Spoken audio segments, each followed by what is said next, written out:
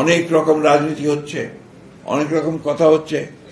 আমরা আশা করেছিলাম যে আমাদের অন্তর্বর্তী সরকার, সেই অন্তর্বর্তী সরকার এগুলোর ঊর্ধ্বে উঠে তারা একটা নির্বাচন, যেটা সবচেয়ে বেশি প্রয়োজন বাংলাদেশের জন্য, সেই সুষ্ঠু অবাধ নির্বাচন সকলের কাছে গ্রহণযোগ্য একটা নির্বাচনের ব্যবস্থা করবেন।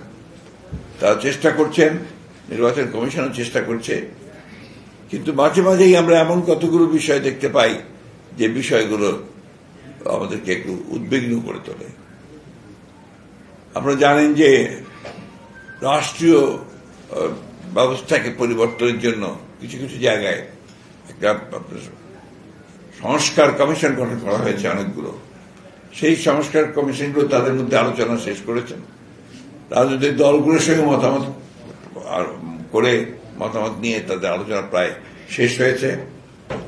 আগামী 17 তারিখে সবাই আশা করছি আমরা যে এই যেগুলোতে একমত হয়েছে সেগুলোতে সব রাজনৈতিক দলগুলো স্বাক্ষর করবে, এবং যেগুলোতে একমত হতে পারেনি সেগুলো ভবিষ্যতে নির্বাচনে, আসন্ন নির্বাচনে সেগুলোকে প্রত্যেকটি রাজনৈতিক দল তাদের ম্যানিফেস্টো হিসাবে নিয়ে আসবে, জনগণের সামনে সেটাকে প্রস্তাব আকারে তারা তুলে ধরবে। সেইভাবেই তারা চিন্তা করেছেন। আমার মনে হয় 17 তারিখে সেই বিষয়টাই সামনে আসবে। এর মধ্যে অনেকগুলো বিষয় এসছে যেগুলো আপনার আলোচনা, এখানে এই ফোরাম নয় আলোচনার। তারপর দুই একটি বিষয় আমি একটু আপনাদের সামনে তুলে ধরতে চাই। যে একটা জাতির, একটা মানুষের যে আপনার আমরা যেটাকে বলি যে তার বোঝাপড়ার মধ্যে যেটা থাকে, এমন একটা প্রস্তাব এসছে যে আপনার রিপ্রেজেন্টেটিভ ভোট, অর্থাৎ আপনার পিআর অর্থাৎ আপনার প্রপোর্শনেট রিপ্রেজেন্টেটিভস। এই বিষয়টা অনেক দেশে আছে, অবশ্যই আছে, কিন্তু এটার সঙ্গে আমাদের দেশের মানুষ কিন্তু খুব বেশি পরিচিত না। আমরা অ্যাডাল্ট ফ্র্যাঞ্চাইজ বুঝি, অর্থাৎ এক ব্যক্তি এক ভোট, এটাকে আমরা বুঝি। সেভাবেই আমরা আপনার এই গত 50 বছর ধরে, তারও আগে থেকে আমরা সেভাবেই, ইনফ্যাক্ট ব্রিটিশ পিরিয়ড থেকে এই বিষয়টা, এই পদ্ধতিতে এখানে কিন্তু নির্বাচন হয়েছে, পার্লামেন্ট গঠন হয়েছে, সরকার গঠন হয়েছে। আজকে হঠাৎ করে সামনেই যখন এই বিষয়টা আসছে এবং তার জন্য আন্দোলন হচ্ছে, তখন কিন্তু আপনার স্বাভাবিকভাবেই যারা অতি দ্রুত একটা নির্বাচন চান দেশে, আপনার গণতন্ত্রকে পুনঃপ্রতিষ্ঠা করার জন্য, গণতান্ত্রিক সরকার গঠন করার জন্য, গণতান্ত্রিক পার্লামেন্ট গঠন করার জন্য তারা আমরা একটু উদ্বিগ্ন হই। সেই জন্য আমরা খুব পরিষ্কার করে বলেছি যে এই বিষয়টা ওই আগামী পার্লামেন্টের উপরে ছেড়ে দিতে হবে। আগামী পার্লামেন্টের প্রতিনিধিরা যদি মনে করেন যে তারা তারপর থেকে পিআরে যাবেন, জনগণ যদি মনে করে যে পিআরে যাবে, আর তা নাহলে এখন পিআর দিলে তো জনগণ বুঝবেই না যে এটা আপনার কিভাবে তারা এই বিষয়টাতে আসবে। এবং একটা বড় যেটা প্রবলেম এখানে এই পিআর পদ্ধতিতে, ব্যক্তির যে স্বাধীনতা থাকে আপনার তার রিপ্রেজেন্টেটিভ চুজ করবার, সেই স্বাধীনতাটা এখানে কিন্তু খর্ব হয়। দলকেই চুজ করতে হয়, অর্থাৎ ওই দলকেই ভোট দিতে হবে। কোন গোবিন্দ বাবু আজকে 4 নম্বরের জন্য চাচ্ছেন, এটা ইম্পর্টেন্ট হবে না। যে দল থেকে চাচ্ছেন সেটা ইম্পর্টেন্ট হবে। দল নমিনেশন দেবে পরে তাদেরকে আপনার পার্লামেন্টে আনার জন্য। এটার সঙ্গে আমরা ঠিক পরিচিত নেই। আমরা জানি যে গোবিন্দ বাবু যেখানে নির্বাচন করতে চাচ্ছেন, সেই সিটে জনগণ তাদের পছন্দ মতো ব্যক্তিকে ভোট দেবে, এবং সেটা দলের লোকই হবে, তাদেরকেই ওইভাবে ভোট দেবে। এই বিষয়গুলো আমি ধারণা করলাম এই জন্যে, যেগুলো আমাদের সামনে কিন্তু আসছে। একটা জিনিস আপনাদের সবসময় মনে রাখতে হবে যে বাংলাদেশের যে সমাজের, রাষ্ট্রের, জাতির আত্মা যেটা সোল, এই সোলটা কিন্তু 1971 সালে আমরা ওই সাম্প্রদায়িক একটা বাংলাদেশ, এই বাংলাদেশ নির্মাণ করার জন্য কিন্তু আমাদের সেই সোল আছে। এই সোলকে আমরা নষ্ট হতে দিতে চাই না।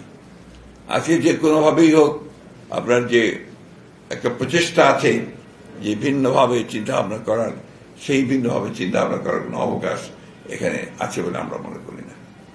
আমরা মনে করি যে এখানে বাংলাদেশের মানুষ একটা জাতি সামগ্রিকভাবে, এবং এখানে সেইভাবে আলাদা করে দেখবার কোনো সুযোগ নেই।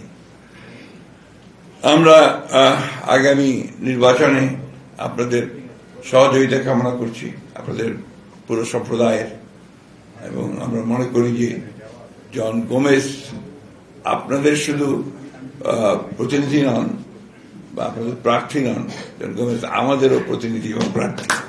কারণ তিনি ইতিমধ্যেই বিএনপির ভালো ভালো জায়গায় ছিলেন এবং আছেন, এখন আছেন। আমরা বিশ্বাস করি যে আপনাদের বিষয়গুলো আমাদের যখন আপনার পার্লামেন্টারি ভোট বসবে, আপনার প্রার্থী নির্বাচনের ক্ষেত্রে সেগুলো সবচেয়ে বেশি গুরুত্ব পাবে, এ ব্যাপারে কোনো সন্দেহ নেই। আমি আপনাদেরকে আবারও আন্তরিকভাবে ধন্যবাদ এবং কৃতজ্ঞতা জানাচ্ছি যে আপনারা আজকে এখানে উপস্থিত হয়ে আপনাদের সমস্যাগুলো তুলে ধরেছেন। আমরা একটা বিষয়ে নিশ্চয়তা দিতে পারি আপনাদের, যে বিএনপি যদি জনগণের সমর্থনে সরকার গঠন করতে পারে, পার্লামেন্টের প্রধান দল হয়, অর্থাৎ আপনার গভর্নমেন্ট পার্টি হয়, তাহলে সর্বাগ্রে আমরা এই আপনাদের ক্ষুদ্র বা অথবা আপনার সংখ্যালঘু বলেন আপনারা, আমরা সংখ্যালঘু বলতে চাই না, খ্রিস্টান ধর্মীয় যে গোষ্ঠী, সেই গোষ্ঠীগুলোর সমস্যাগুলো সমাধান করবার সবচেয়ে আগে আমরা ব্যবস্থা গ্রহণ করব। এ ব্যাপারে আপনারা নিশ্চিত থাকতে। আমরা চেষ্টা করছি বাংলাদেশের যে প্রধান সমস্যাগুলো রয়েছে, আমরা তো জানি যে 31 দফার মধ্যে আমরা সেগুলো সব দিয়েছি। আমি শুধু একটা বিষয় রিপিট করতে চাই যে আমাদের প্রায় 4 কোটির মতো বাংলাদেশে এখন বেকার, আনএমপ্লয়মেন্ট আছে। এটাকে আমরা সবচেয়ে বেশি গুরুত্ব দিচ্ছি এবং আমরা প্রথম 1.5 বছরের মধ্যেই প্রায় 1 কোটি মানুষের, যুবকের আমরা কর্মসংস্থানের ব্যবস্থা করার জন্য ইতিমধ্যেই পরিকল্পনা তৈরি করেছি এবং সেটা নিয়ে আমরা সামনে আসছি। আমরা পর্যায়ক্রমে প্রতি বছরে আমরা এই কিভাবে আমরা কর্মসংস্থানের সৃষ্টি করতে পারি এবং আমরা বেকারত্ব দূর করতে পারি সেই বিষয়ে আমরা কাজ করব। সেখানে নিঃসন্দেহে আপনাদের সম্প্রদায়ের যারা থাকবেন, ওই বেকার আছেন, তারাও তাদের কর্মসংস্থানের সুযোগ পাবেন বলে আমরা বিশ্বাস করি। যাই হোক, ইতিমধ্যে আপনারা জানেন যে আমরা 2টি হাউসের জন্য বলেছি, অর্থাৎ আপনার নিম্নকক্ষ, উচ্চকক্ষ। এবং যেটা নিম্নকক্ষ সেটা আপনার সাধারণ মানুষের ভোটে নির্বাচিত হবে। উচ্চকক্ষের কথা আমরা যেটা বলেছি যে সেটা প্রাপ্ত ভোটের যে ভোট পাওয়া যাবে এবং যেটা যারা সম্প্রদায় থাকবেন সেটা নিয়ে যারা বিশিষ্ট সম্প্রদায়, আমরা এই সম্প্রদায়গুলো কিন্তু আলাদা করে রিপ্রেজেন্টেটিভ থাকার সুযোগ সেখানে সৃষ্টি হবে, অর্থাৎ সেটা আলাদা একটা কক্ষ হবে যেখানে এই সুযোগটা থাকবে।